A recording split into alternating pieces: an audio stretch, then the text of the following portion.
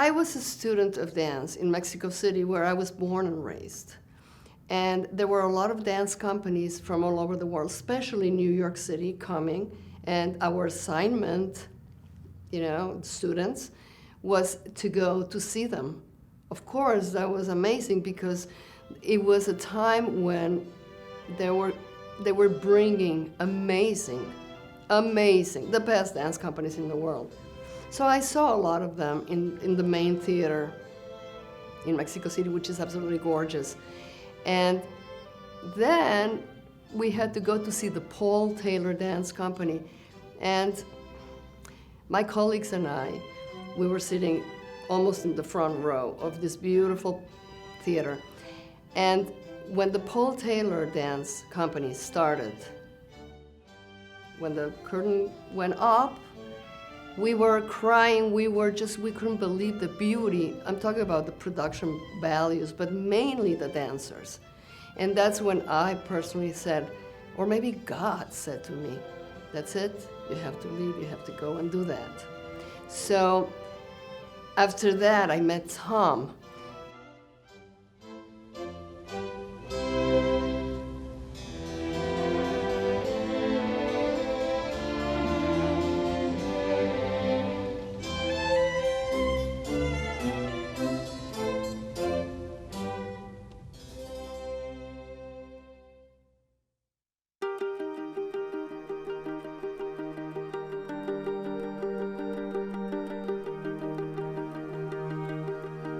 I danced with the Paul Taylor Company from 1965 to 1982, and somewhere in the middle of that time frame, Tom Evert came on the scene, and we danced together for many years, and I have the highest regard for him.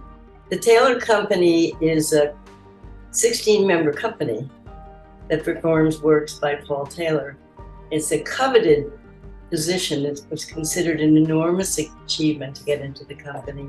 We met in the Paul Taylor Dance Company in, I think it was the late 70s, early 80s, when I joined Paul Taylor in New York City.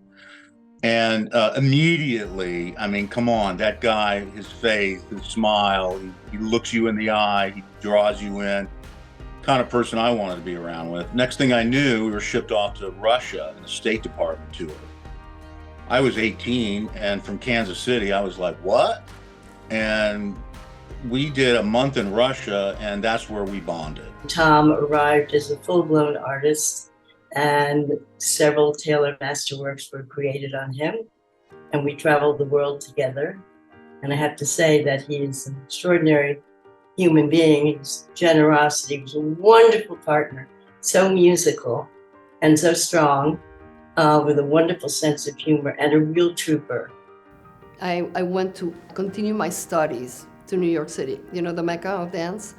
For me, it was amazing because I seriously loved him. But also, I loved my career, and meeting him was a wonderful way to get to know the best dancers, the best choreographers in the world. Paul Taylor was an athlete, and a lot of his repertoire is really athletic. And a lot of us in the company thought of ourselves as high school jocks or whatever. I certainly did. I was on the basketball varsity and the hockey varsity, and people who were athletic, he loved that. And Tom certainly had that strength and sort of fearlessness that athletes have. I mean, when we went to Russia, there were no jeans, okay?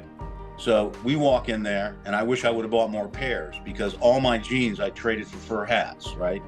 Traveling and being with somebody like Tom, going from South America, Europe, all over Paris, everywhere, you cannot buy that. Time passed through, and he kept on dancing. And then we got married, we had a kid. Our son Max and myself, we traveled with the company a lot. We toured a lot, Europe and the United States for a while. But after a while, I wasn't dancing. I stopped dancing because I was taking care of Max. But Tom helped me by saying, you're not done. You're not done, you're a dancer. I mean, hello. And When we moved to Cleveland because Tom's family, and it was a wonderful city for kids to grow up. Ohio Dance is a statewide organization, so Tom Everett is in Cleveland, and over the years he's taught at our annual festival. He's performed during our festivals, and I've worked with him through VSA Ohio, which is now Art Possible Ohio, working with students with disabilities in schools, and he taught for that program. 2015, Ohio Dance awarded Tom with the outstanding contributions to the dance art form in Ohio. So going back to when I was a ballet student, ballet being very strict and disciplined, he was the one teacher that allowed us freedom, creative freedom, and he was the fun teacher. He was the class that we all looked forward to, and we would sort of finagle our way into doing some improvisation or doing something that is just, it allowed us to let go. And I think he sort of inspired that with a lot of us, just to be creative, be funny. He was very funny in class, and then when we would go see his work as students, 13, 14-year-old ballet students watching this funny dance. For instance, he has a piece called Cows, and it's just sort of silly. And it opened a whole new outlook on dance for us, I think. And then through the years, teaching teenage girls is one thing, and then teaching adults is another thing. And he adapts to whoever he's teaching. I've also watched him teach young children in the Cleveland schools where he works a lot. He really has this childlike eye, and he brings that same kind of approach to teaching, which is to honor that child, to honor that kind of innocent wonder about the world. And when you can tap into that in students, one of my other friends who's a teaching artist said, "Play is the work of the child."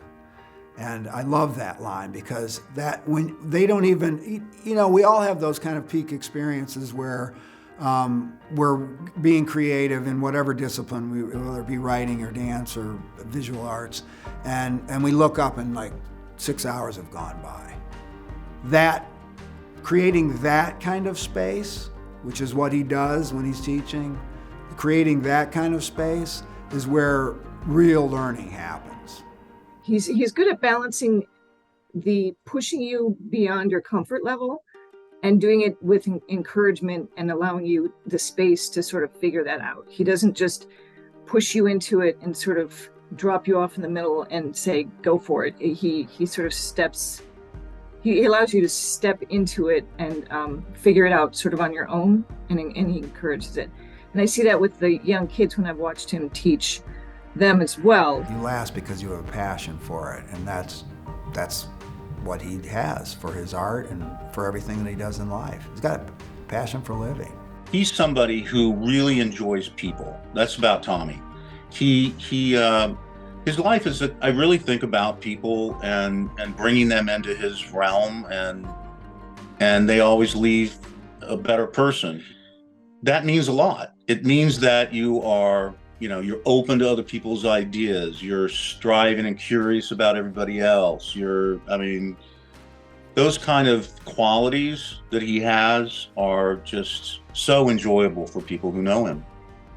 He's an artist, and first and foremost, that is his world. He lives and breathes it. He is a dancer, he's a performer, he's a teacher, he's a mentor, and it all relates to his art form. Congratulations, Tom Everett, on being inducted into the Benedictine Hall of Distinction. You're well deserving, and I congratulate you. Congratulations, Tom. It's an amazing honor that they've bestowed upon you, but well-deserved, and I love you, and you keep doing your good work. Congratulations, Tom, on your induction. Tom, I want to congratulate you on this wonderful tribute on your induction into the Hall of Distinction. It is well-deserved, well-earned, and I admire you so much, and love to you from me and Rob. Tom, I want to congratulate you because you're going into the hall of distinction and you're very distinct. Love you, buddy. I think that more than this, you deserve so much, because you have given so much and you're still doing it. And I pray that everything that you are doing and I'm doing, you're my teacher, one of my best teachers, is to remember you as an incredible, creative, hard worker, and exemplary master.